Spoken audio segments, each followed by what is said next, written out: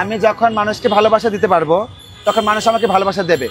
আমি যখন মানুষকে ভালোবাসা দিতে পারবো না তখন মানুষ আমাকে ভালোবাসা দেবে না। তাদের কাছে হাত পেতে টাকা নিচ্ছে, তারা আছে খুশি হয়ে আমার কাছে চাকরি আমাকে টাকা দিচ্ছে। এটা আনন্দের বিষয় না? এটা আমার কাছে বড় পাওনা। আমরা নিজেকে নারী দাবি করি, নারীরা কোনো কিছুতে পিছিয়ে নেই। আমি ঘরে সামলাতে পারি, বাইরে সামলাতে পারি, চা বানাতে পারবো না কেন?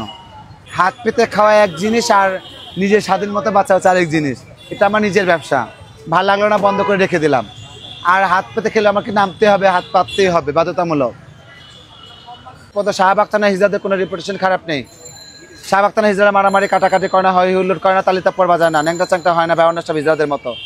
তো আমি আপনাদের মাধ্যমে জানাতে চাই যে নতুন করে যখন দেশ হয়েছে, নতুন করে বাতাস স্বাদ সবারই জাগে।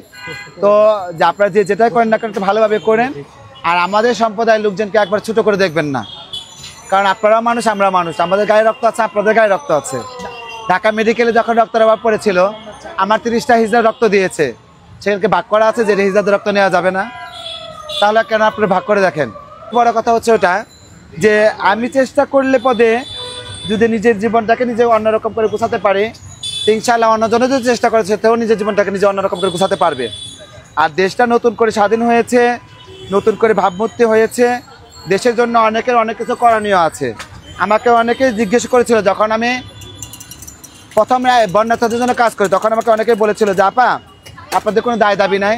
তখন আমি বলেছিলাম যে আমাদের দায় দাবি আছে, সময় বুঝে। ভাত রান্না করতেছি, চুলায় ভাত ফুটতেছে, খাওয়ার জন্য অস্থির হয়ে গেছে তা না। নতুন একটা গভর্নমেন্ট আসছে, নতুন একটা গভর্নমেন্টকে বসার জন্য একটু সুযোগ করে দেন, তার একমাত্র ভালো। কারণ হচ্ছে কি, ব্যবসা আমি দোকান পেয়েছি আজকে 9 দিন হয়ে গেল। 9 দিনের মধ্যে আর 7 দিনই বৃষ্টি, আজকে বৃষ্টি নাই। বৃষ্টি না থাকলে ব্যবসাটা ভালো হবে। নতুন করে বাঁচার স্বাদ জেগেছে মনে, এটাই অনুভূতি। না, নতুন বাংলাদেশ বললে ভুল, বাংলাদেশ তো অনেক আগে তৈরি হয়েছে, নতুন করে তৈরি হয়নি। বাংলাদেশটা নতুন করে স্বাধীন হয়েছে সেটা বলতে পারেন। ব্যবসাটা আসার পিছনে অনেকের মানে অনেক ভাইয়েরা আমার পিছনে শ্রম দিয়েছে, অনেক বোনও দিয়েছে।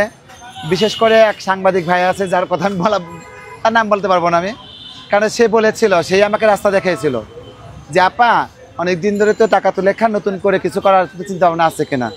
তখন ওনাকে বললাম যে ভাই আপনি তো সবই জানেন, আমি 16 সাল থেকে চেষ্টা করতে একটা দোকানের জন্য, কিন্তু আজ পর্যন্ত অনুমোদন হয়নি, যদি পারেন একটু সহযোগিতা করেন।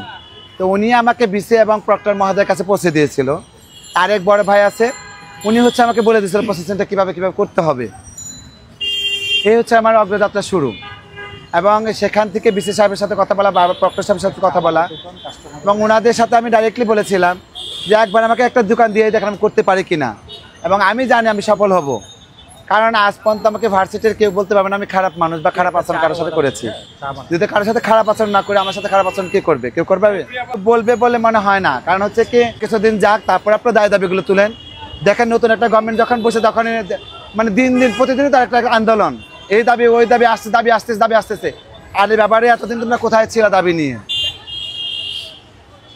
এতদিন যখন দাবি করে না, 3টা মাস সময় দাও, লোকগুলোকে সেটেল হতে দাও, লোকগুলো একটা ভালো পজিশনে বসুক, তারপর তো আপনাদের দায় দাবি নিয়ে আসো।